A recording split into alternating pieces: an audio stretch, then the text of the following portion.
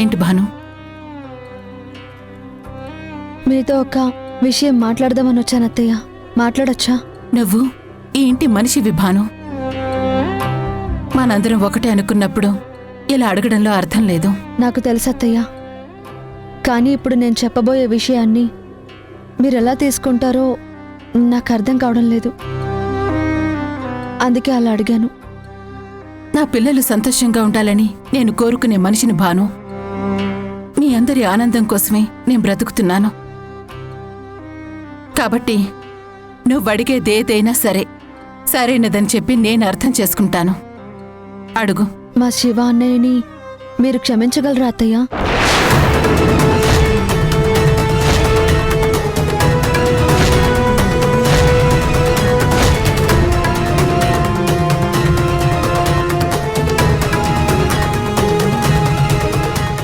తప్పుగా అనుకోకండి అత్తయ్య. అప్పుడు రామోది శివది ఇద్దరిది ఊహ తెలియని వయసే. వాళ్ళ మధ్య స్నేహం ఉంది, కానీ పగలు ప్రతీకారాలు లేవు. ఆ రోజు ఆటలో విజయం సాధించాలని నాన్న కోరుకున్నారే, కానీ రాము అలా దూరమైపోతాడని కాదు. అందరికీ ఇంత బాధ మిగులుతుందని ఎవరూ ఊహించలేదు. ఎవరి ఊహకు అందకపోయినా వాడు దూరమైపోవడం మాత్రం నిజం కదా. ఆ బాధ ఇప్పటికీ నా మనసులోంచి వెళ్ళటం లేదు. అది తలుచుకున్న ప్రతి క్షణం నేనేమైపోతానోనని నాకే భయం వేస్తోంది. నాకు తెలుసు అత్తయ్య, ఆ గాయాన్ని మర్చిపోవడం అంత సులువు కాదని.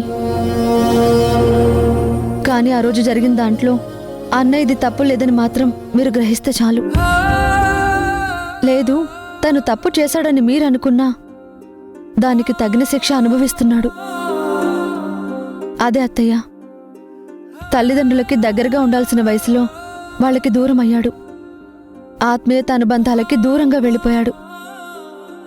ఒంటరిగా ఎక్కడ బతికాడు, ఎలా బతికాడు, ఎన్ని కష్టాలు పడ్డాడు మనమెవరూ ఊహించలేం కదా.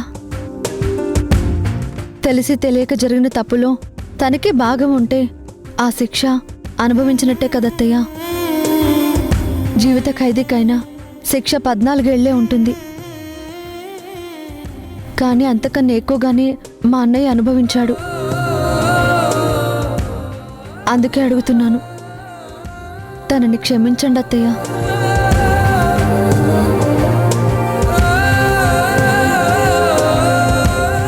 భాను, ఒక్కొక్క సంఘటన ఆ మనిషి జీవితాన్ని ఒక్కోలా మారుస్తుంది. ఆ సంఘటన జరగక ముందు మన 2 కుటుంబాలు ఇంతే ఆనందంగా కలిసుండేవి. ఆ సంఘటనే ఇదిగో ఈ 2 కుటుంబాల మధ్య చిచ్చు రగిల్చింది. ఆ జ్వాల ఎన్నో ఏళ్లు నన్ను దహించింది. ఆ కోపంలో ఇదిగో మిమ్మల్ని అందరినీ శపించాను. అయినా సరే నా ఉక్రోషమేం తగ్గలేదు. కాని నువ్వు నీ సహనంతో నేను పెట్టిన బాధలన్నీ కూడా సహించావు. నీ మంచితనంతో ఇదిగో మా అందర్నీ మార్చుకున్నావు. ఇప్పుడు మళ్ళీ మన కుటుంబాలు కలిశాయంటే దానికి కారణమే నువ్వు. నీ గొప్పతనాన్ని నేనెప్పటికీ మర్చిపోలేను. అలాగే ఏంటండి మీరిద్దరూ ఒంటరిగా ఎక్కడ మాట్లాడుకుంటున్నారు? ఏముంది నీలిమా, అత్త కోడళ్ళం, ఒకే ఇంటి మనుషులం. నా తరంలో బాధ్యత నేను తీసుకున్నాను. ఈ తరంలో బాధ్యత మొత్తం ఈ భాను తీసుకుంటుంది. మా మధ్య మాటలకి కరువే ఉంటుంది. ఇప్పుడు బాధ్యతల గురించి ఎందుకండి? బాధ్యత అనేది ముహూర్తం పెట్టి తీసుకునేది కాదు నీలిమా, అనుకోకుండానే వస్తుంది. అది మోస్తున్నప్పుడే దాని విలువనేది తెలుస్తుంది. బాధ్యత మన మీద ఉందని అర్థమవుతుంది. దాన్ని గనక వదిలేస్తే దానికి బాధ్యులైన వాళ్ళని కూడా వదిలేయాల్సొస్తుంది. సహనంతో మోస్తేనే బంధాలన్నీ కూడా కలిసుంటాయి. అందులో కోపాలు, చిరాకులు అన్నీ ఉంటాయి. వాటిని సహనంతో భరిస్తేనే అవి ప్రేమాభిమానాలుగా మారతాయి. మా భాను ఆ బాధ్యత తీసుకుంది కాబట్టి ఇప్పుడు ఈ ఇంట్లో భానుకి ఈ స్థానం లభించింది. నేను అడిగిందొకటైతే మీరు ఇంకేదో సమాధానం చెప్తున్నారంటీ. నీకు సంబంధం లేదు నీలిమా. అన్ని విషయాలకి సమాధానం నీకు చెప్పక్కర్లేదనుకుంటా. ఇక్కడ రహస్యాలేమీ మాట్లాడుకోవట్లేదు. కుటుంబ విషయాల గురించి మాట్లాడుకుంటున్నాం. అత్తయ్య ఆరోగ్యం గురించి మాట్లాడుకుంటున్నాం. దాన్ని నువ్వు అనుమానపు కోణంలో చూడకుండా ఉంటే మంచిది. అత్తయ్య, మళ్ళీ మాట్లాడతాను.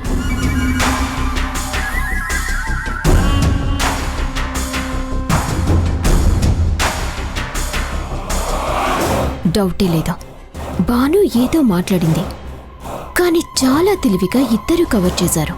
ముందదేంటో తెలుసుకోవాలి.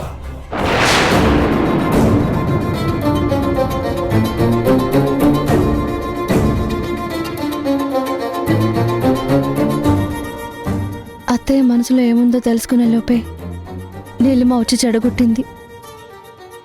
అసలు అత్తయ్య ఏమనుకుంటున్నారు? ఎలా రియాక్ట్ అవుతారు? అది తెలిసే వరకు నేనేం చేయలేను. వదినా, చాందిని, వదినా, రా. వదినా, ఇది ఎలా వచ్చింది? బానే ఉందా? బాగుంది, కానీ అప్పుడే ఇంత స్వెటర్ అల్లేసావా? హా, అవును వదినా. ఇక్కడ నుంచి వేరే కలర్ వేయాలంటే ఏం చేయాలి? ఇదుందా? ఇదంతా ఈ ముందు వేసేసుకుని ఇక్కడ నుంచి దీన్ని ఇక్కడ వరకు అల్లుకుంటూ వెళ్ళాలి. హో, ఇంతేనా? సరే వదినా. అవును, బట్టలన్నీ సర్దేసుకున్నావా? బట్టలు సర్దుకోవడం ఏంటి? హ, నాకేం తెలీదనుకోకు. పార్దు నాకు చెప్పాడు, నువ్వు అన్నయ్య ట్రిప్కి వెళ్తున్నారంట కదా. ట్రిప్పుకా? హ్మ్. అదేం లేదు చాందిని.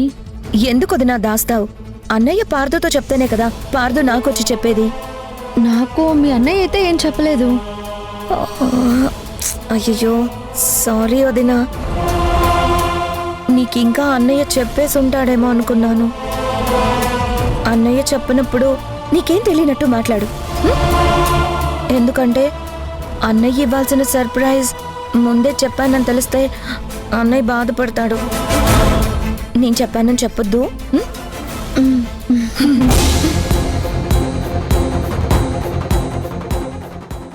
బయటికి వెళ్ళడం ఏంటి?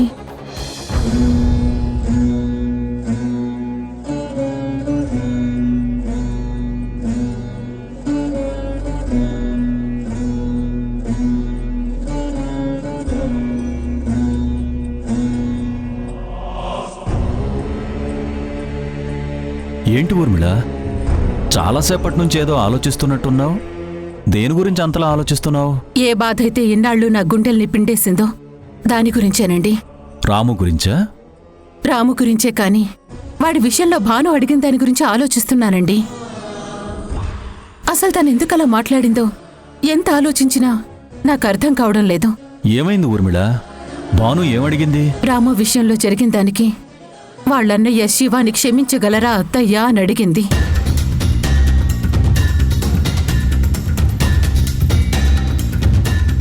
అవునా? ఎందుకు అలా అడిగింది? నీ నిర్ణయం భానుకు చెప్పావా? లేదండి. సరే, నాకు చెప్పు, నీ నిర్ణయం ఏంటి? భాను అడిగినట్టు నువ్వు శివాని క్షమిస్తావా?